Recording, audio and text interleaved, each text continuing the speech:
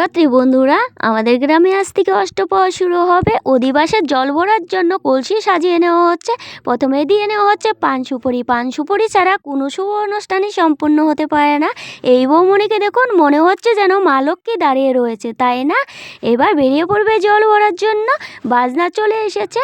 প্রথমেই বাজনাকে বরণ করে নেবে। চালনবাতি নিয়ে চলে এসেছে, এবার বরণ হবে।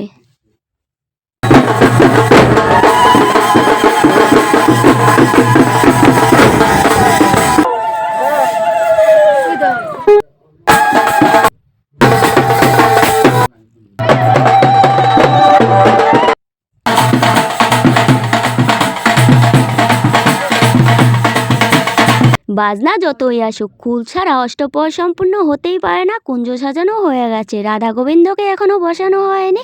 কিছুক্ষণ পরে রাধা গোবিন্দকে বসানো হবে। প্রথমেই কুঞ্জ চারদিক দিয়ে নাম কীর্তন করে 7 পাক ঘুরে নিতে হবে, তারপর চলে যাবে জল ভরতে। তাই গ্রামের কাকু, জেঠু, কাকিমা, জেঠিমা সবাই মিলে নাম কীর্তন করে কুঞ্জর চারদিক দিয়ে ঘুরে নিচ্ছে।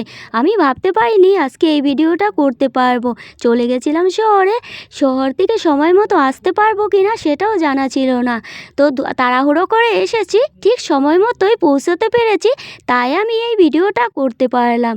তো চারদিক দিয়ে ঘোরার পর এবার বেরিয়ে পড়েছে জল ভরতে যাওয়ার জন্য। সবাই মিলে খুব আনন্দ করে জল ভরতে যাবে। আমি যাব না, আমি এখানে অবধি থাকবো। তো দেখুন, বাচ্চারাও পিছিয়ে নেই, বাচ্চারাও চলে যাচ্ছে জল ভরতে সেজে গুজে। সবাই মিলে খুব আনন্দ করতে করতে যাবে। বাজনাও সাথে নিয়ে নিয়েছে। দেখুন কত লোক হয়েছে এখানে, সবাই আমাদের গ্রামের লোক। বাজনাও নিয়ে যাচ্ছে। তো এবার সবাই চলে গেল, আমিও বাড়ির দিকে চলে যাই।